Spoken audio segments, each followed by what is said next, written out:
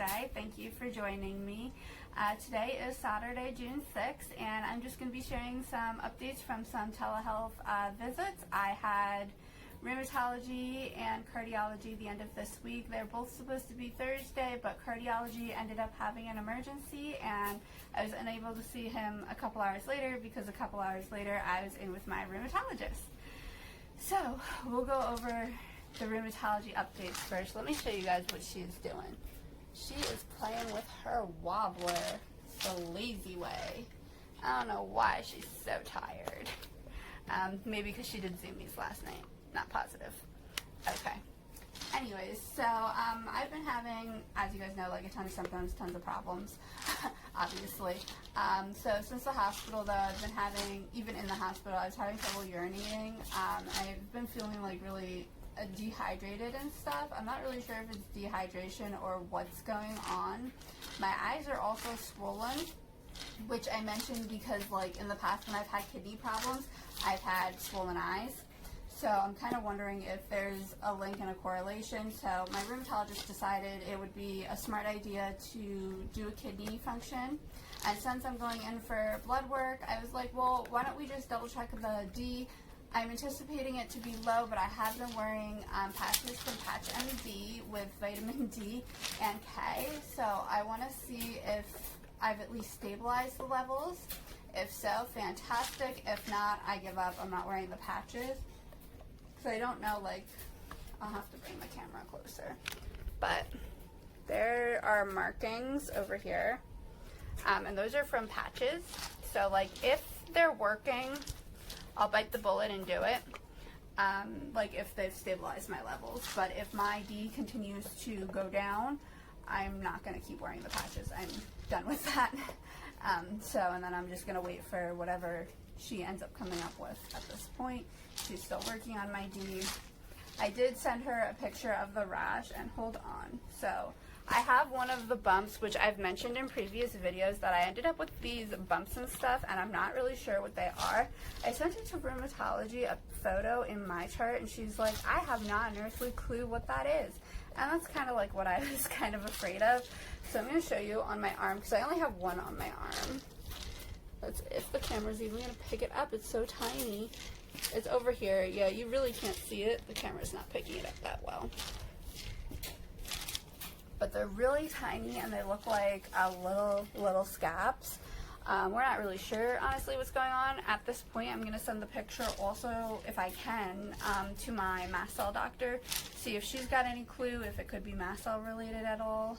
I'm thinking at this point it probably is mast cell, because she was talking about sending me to dermatology, and I'm not even ready, honestly, to think about that, because there's just so much going on. So we are also just obviously talking about the tumor and stuff of that nature, and just catching her up with all my other appointments, and I am going to be seeing her every month for the time being. And then she is working on hopefully getting through to my gastroenterologist about the Remicade to increase it. I'm still having a lot of joint pain and swelling and different symptoms with, like, arthritis and rheumatological stuff that she's hoping would be helped by Remicade. So I'm not positive, but I was like, you know, I think it's a good idea just for them to talk, and we will just see. So I think those were the main points from rheumatology. I had to, like, write them down because so much has been going on, right? You say hello? Hey. My puppy, right? Thanks.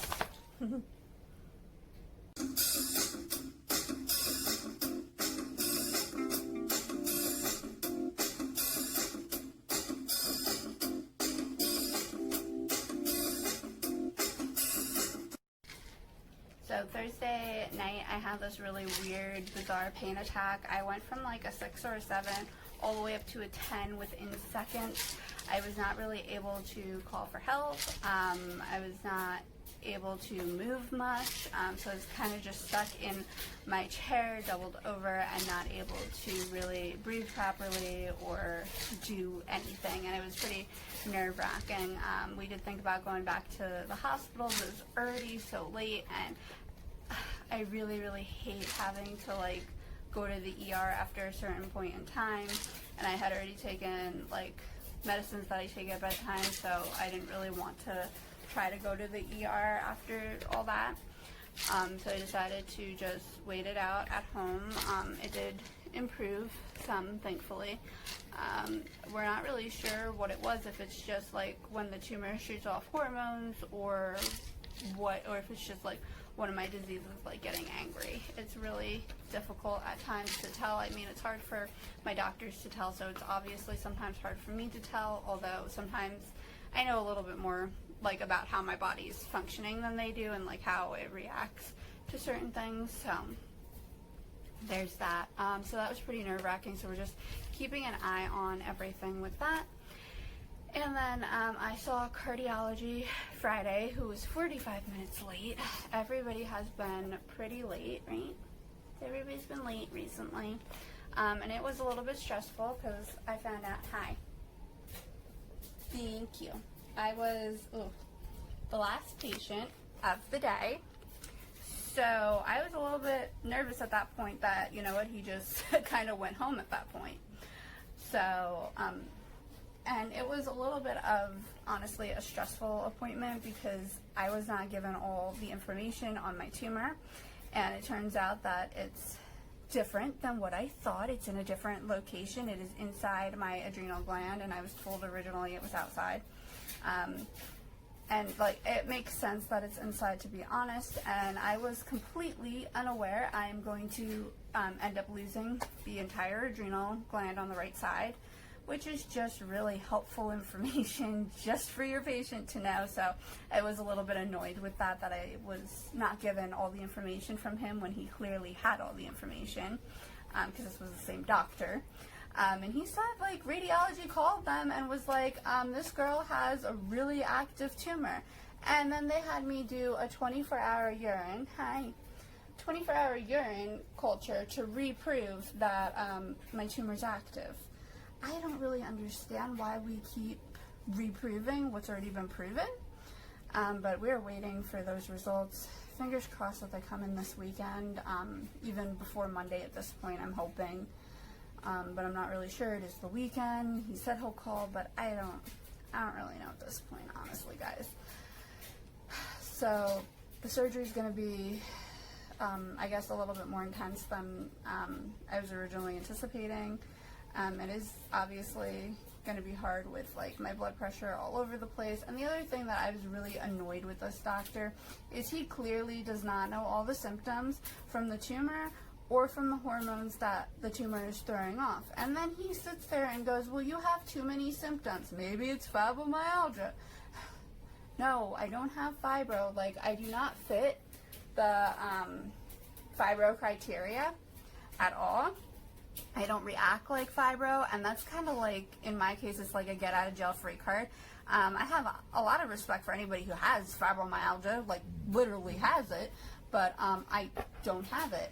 I have connective tissue, and I was like, why don't we just blame a different disease that I have? And he doesn't even know like the symptoms of half my diseases, so it was just getting very frustrating very quickly. And he's like, well, I don't understand why you're having a hard time breathing. Then he sits there and starts Googling the symptoms of this tumor, and he's like, trouble breathing, one of the symptoms.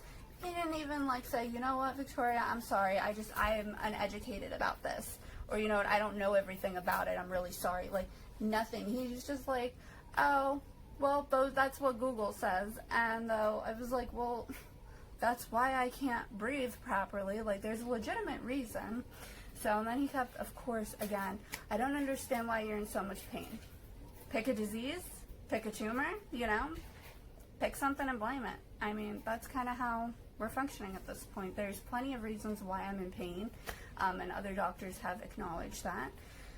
So, he switched my medicines again, and I'm not really sure. I was like, I'm pretty sure we've already tried this combination of meds, and it wasn't successful with keeping my blood pressure stabilized. So I'm trying it, but I'm a little bit frustrated with him. I think he was just frustrated because I called the office because he was late, and I wanted to make sure he didn't go home. So I think he was a little frustrated with that, but I mean, it happens. So I think those were the main points.